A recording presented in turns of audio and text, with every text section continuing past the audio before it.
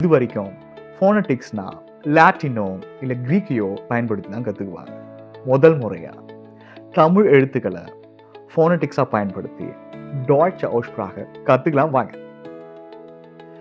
அவுஸ்பிராக அதாவது ப்ரொனவுன்சியேஷனை சரியாக உச்சரிக்கணும் அப்படின்னா ஆல்ஃபபெட்ஸை கற்றுக்கணும். ஆல்ஃபபெட்ஸை டாய்ச்சில் ஜெர்மனில் டேயா புக்ஸ்டாபன்னு சொல்லுவாங்க. பன்மையில் நிறைய இருந்துச்சுன்னா தி புக்ஸ்டாபன்னு சொல்லுவாங்க.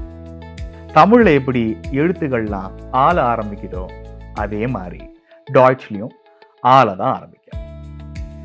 ஆ, பே, சே, டே, ஏ, எஃப், கே, ஹா.